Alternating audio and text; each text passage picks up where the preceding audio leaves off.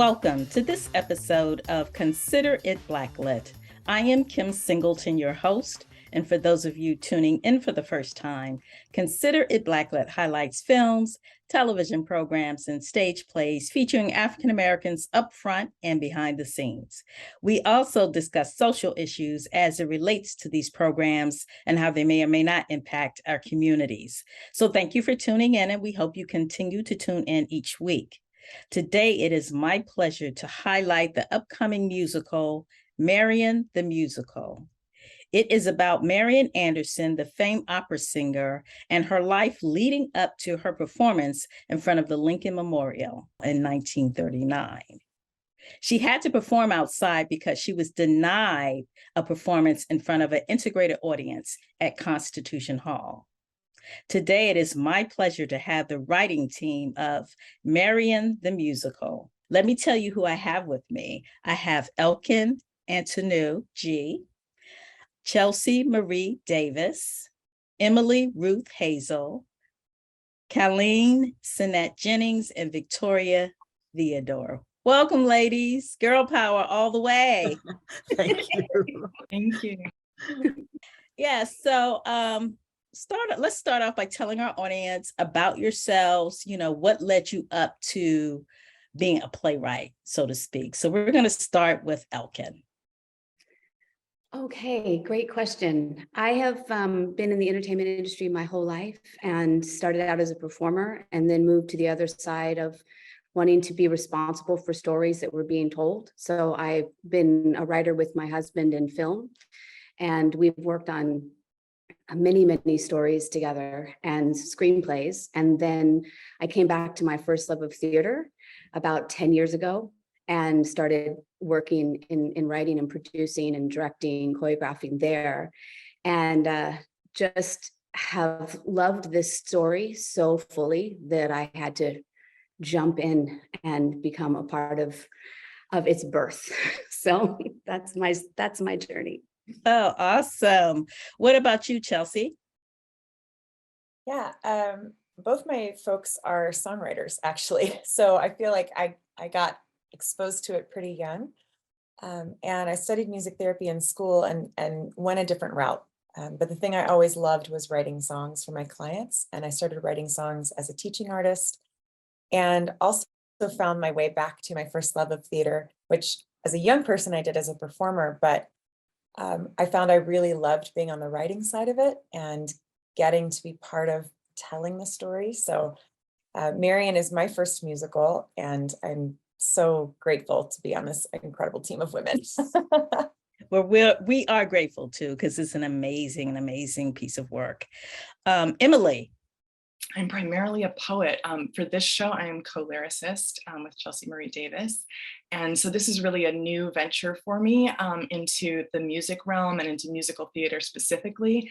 It's actually something that I had never envisioned myself doing. And so it's been such a ride to learn this whole world collaboratively. And I met Chelsea at a songwriting workshop in Santa Fe several years back, about 5 years ago, when I was living in New York and she was living in Long Beach at the time. We've since switched time zones. And I was in that workshop because the poetry workshops were full. And so it was such an orchestrated thing, though, that we were seated next to each other. We developed a friendship. We started working on a bit of songwriting unrelated to the musical at first. And then we just discovered that we had so much creative chemistry. We wanted to keep working together. And Chelsea said, there's this project I really think you should be part of. So it has been such a ride, and I'm really excited to see where it's going. Caleen. Hi, I'm Caleen Jennings, and I was trained as an actor. Wrote my first full-length play to complete a course assignment in graduate school and sort of fell in love with the process. Taught theater for 31 years at American University, and on a sabbatical, I got an email from a student friend of mine saying that a group of women a woman's theater company was looking for a Black woman playwright. I said, well, I'm one of those. Have never written a book for a musical, had no idea what I was doing when I began. But again, this team, and what you've heard over and over again, is that, you know, we're interested, we're adventurous, and we're willing to take risks. So everything I've learned about writing a book to a musical, I've learned with these women. You know, I still do, my major work is in playwriting, but this has been a wonderful experience and has opened my mind to a lot of other possibilities. So I'm really happy to be part of the team. Awesome. Awesome. Victoria? Hi, I'm Victoria Theodore, and I started writing when I was about 5 years old. I would write songs pretty regularly about my little sister. And I loved writing songs. So I've been writing songs my whole life. Never really published anything because I just like, I'm a poet too, but I don't publish my poetry either. I don't know. It's been a thing. So I have made my career as a pianist, as an accompanist, and as a music director for both bands and theatrical works, both regionally and now on Broadway. And I met the team, well, specifically Elkin and Chelsea, back in 2019, where they found my name through the Maestra Music Group. It's just been the thrill of my life. And I never thought that I'd planned writing musicals for years, like, oh, I want to write one, but I just never took the action steps. And this gave me the opportunity to actually step into the role of being co-composer with Chelsea and imagining the story with the whole team, and just watching it come into existence is incredible. And now I'm hooked. You guys did a phenomenal job. I attended the industry reading and I was just blown away. But I want to circle back to Victoria. You mentioned a music group where you found the other co-writers. Tell us about that for the audience members who may not know. Oh, well, Maestra Music, it's an organization for female identifying and female people who are in music, as conductors, composers, music directors, arrangers, the whole list of different positions that traditionally are overlooked. Yes, I like to share those little bits of information because a lot of the audience members, you know, listen and look at us to learn different things. They may be interested. So, you know, when you mention things like that, I like to highlight them. So thank you for sharing that. So let's talk about the creative process. You have 5 people contributing to the script. What was that like? What was the challenges and what was the upside from doing that? I will start with Victoria, since we left off with you. It's been illuminating in one sense that you can work with a team in a collaborative way and have it be tremendously satisfying, insightful, joyful, and successful. Because you hear so many terrible stories in the music industry where personalities are rife with ego and people are very sensitive about their ideas being the only one, and we really listen to each other. We really do support one another and want the show to be the best it can be. And so we all have our precious babies, right, that we want to hold on to, but we trust each other so much that we know if somebody suggests an idea that maybe kills off one of the babies, it's for the better. And so it's not always easy, but we are able to navigate it because of the trust and the love and respect that we have for one another. Wow, wow. What was it like for you, Caleen? Very different, because I've been a solo playwright all my life. When I sit down to write a script, it's me.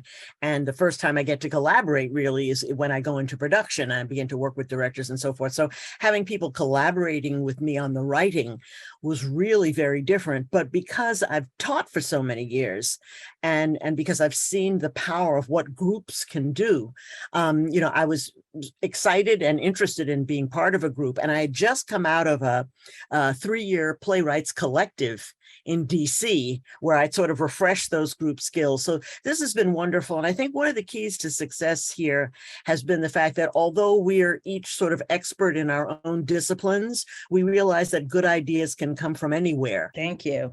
Emily, what about you? What was the experience like for you? I would echo what Caleen was saying about being used to doing a lot of solo work. And so it has also been, such a learning process for me. And I work most closely with Chelsea, and then sometimes, chime in with the story team.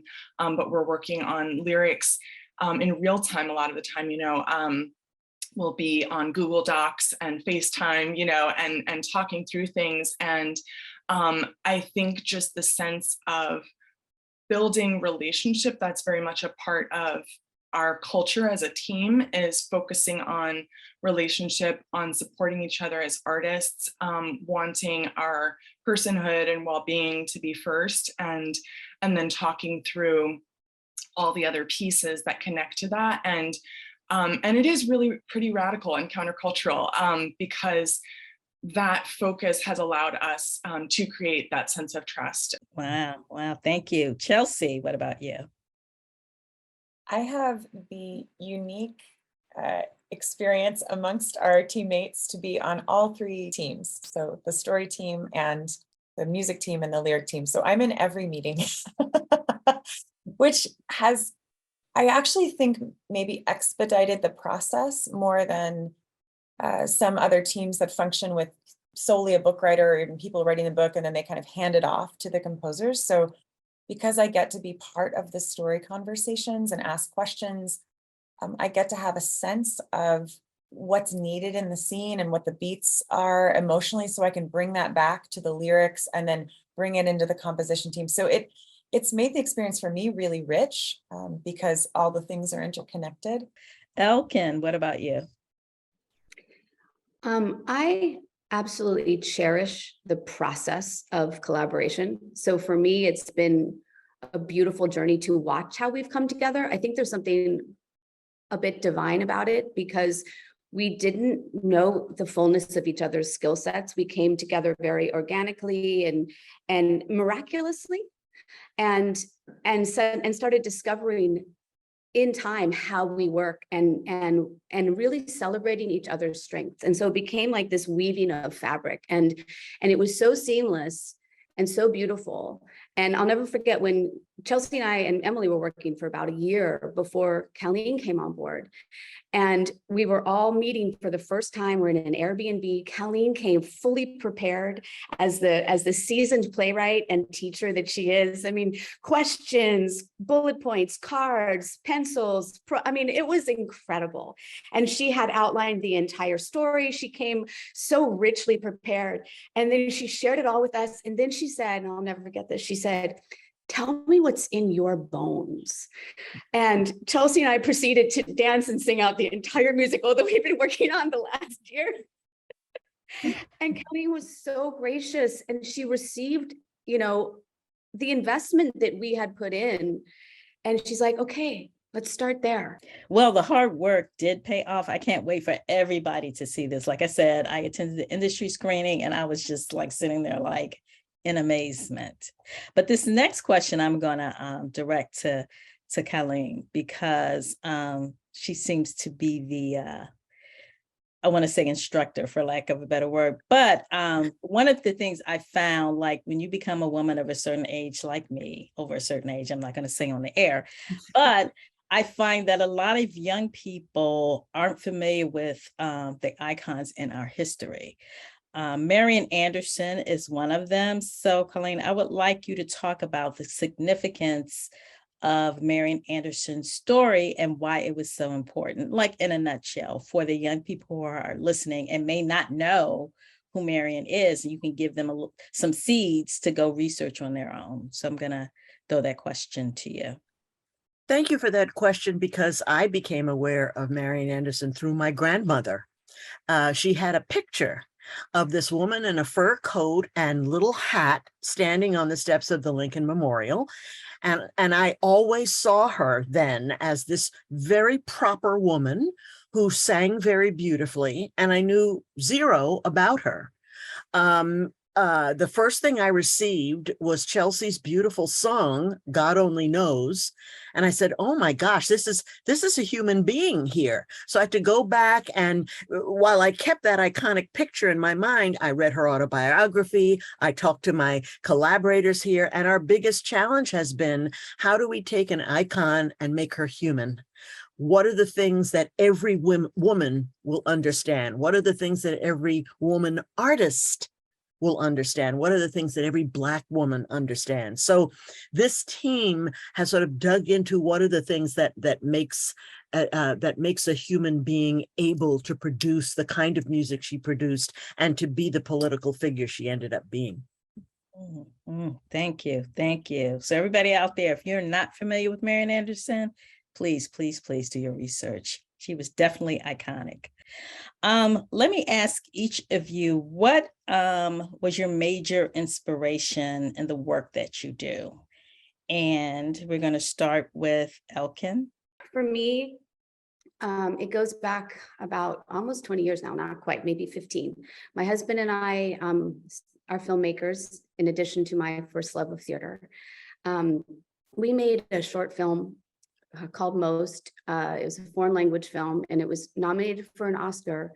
But more importantly, we received emails all over the world from people saying things like, I didn't commit suicide because I saw your film. I was restored to my father after 20 years because I saw your film. And it gave me an unbelievable understanding of the responsibility of storytelling, the power of storytelling. And because that film was so unique and it was a short form project, people were able to kind of use it in settings where they could present the film, and then they could do talkbacks afterwards and expand upon aspects of the film in conversation that brought deeper healing and hope into their lives. So for me, it created this combination, this equation of the passion for storytelling with a purpose to benefit humanity, which became the mission statement of my film company, and then later the theater company, Liquid Theater Collective, which is producing Marian. But it became very much the mission statement of my life. And so I feel absolutely compelled and drawn to stories that will make a resonant impact, a transformational impact in audience's life. And that's what I love about Marian, is she started out as just such an inspiration to me as a human being, and her story was so inspiring. And at this time, this season in our world and our culture, her story is more important now than ever. And we truly hope that she, in seeing the musical, that it will lead people into conversations, lead people into areas where they can maybe find a deeper understanding, a deeper dialogue, a place of healing that is unique. Awesome, awesome. Chelsea, what inspires your work? My goodness, that is such a wide question. I can say it began when I was a teaching artist working with young people, kindergarten through 6th grade. And a teacher put the children's book When Marian Sang into my hands. And I just couldn't believe that I got all the way through a bachelor's of music without ever hearing the name Marian Anderson. As I'm reading through the story and reading, it's a beautiful book with illustrations, and it includes lyrics from spirituals, so you could actually sing through it. I just couldn't believe that I hadn't heard of her, and that felt wrong. It felt very wrong that my sort of Black history education 30 years ago was limited to Martin Luther King Jr. You know, I mean, that was all I got as a white person growing up in the Midwest. And so I started using this book with my students in a very diverse school district. I mean, ethnicities from all over the world. And it prompted such incredible conversations. So that children's book is what started me on my Marian Anderson journey. In terms of what inspires the work from a music standpoint, my goodness, Victoria and I are drawing on certainly her entire repertoire. We're trying to pull in spirituals, and we're pulling in time period elements. So there's a little bit of jazz, there's a little bit of blues. We're definitely also trying to ground it in a contemporary musical theater idiom so that it is accessible to audiences. We're pulling on some of her classical repertoire, but weaving it in ways that we hope will be hospitable to audiences that aren't familiar with that, that type of music.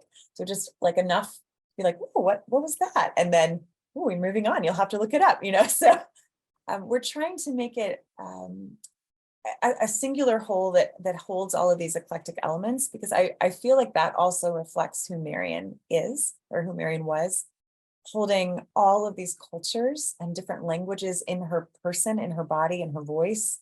And we hope to do that through the music. Emily, what's your inspiration? Yes. Well, for this show specifically, well, actually, I'll back up and I'll say that I fell in love with poetry when I was in 4th grade. And I got into a young writers club at the library and started reading at these intergenerational poetry slams. And I was incredibly shy. So there was something that compelled me to use my voice, even though I was this tiny, shy 4th grader. And I wanted to write all the writing assignments in poetry for all of 4th grade. And that, I think, is one of the ways that I really connect with Marian, is that she had this sense of vision and calling as an artist from so young, and just this, like, it just bubbled out of her, like that was her, it was like her first language. And so wanting to capture that, and also resonating with Marian as someone who was she did walk between worlds in a lot of ways, and culturally navigated a lot of challenging, not only barriers, but also just sort of like, how do you as a public figure hold this space of being gracious toward so many different kinds of people, being hospitable, to borrow Chelsea's word. That's something that we talk about a lot on this team, is a sense of hospitality. And how do we do that through art, through the spirit and the presence behind it, and the partnerships behind it. And so that has really spoken to me. My heritage is mixed. My dad is African-American, my mom is European-American, primarily German. And Marian Anderson's story involves her falling in love with German art songs. And so there are all these unlikely twists to her story that she holds. And it's been really interesting to work through a lot of questions around, like, how do we see ourselves in her story, and how do we work through that? And as a cross-pollinator, also, like, I'm always drawing inspiration from many different art forms. So, I go to an art museum, I go into nature. I also consider that, like creative artwork. I hear music, I see dance, or I dance myself, not professionally, but in the living room. And, like, all of these things just bring me inspirations all the time. And then we get to really work through that and find how pieces of Marian Anderson's story resonate with ours, and how we can help bring in her humanity through those conversations. Wow, thank you. Thank you. Caleen, what about you? I think Emily said a key word, shy. What first struck me is that Marian Anderson was a good girl. And that's the very first thing I said to Elkin, Chelsea, and Amy. I said, I know this woman because I was a good girl. You have all of these exciting ideas and things that you want to do, but your society sort of decides some things in terms of what a woman can do, what a young woman can do, what a Black woman can do.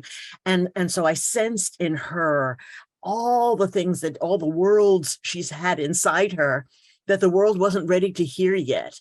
So how did she walk the line between being a good girl and being an absolute bohemian, being a good girl singing church songs, but also falling in love with this German songs and with opera.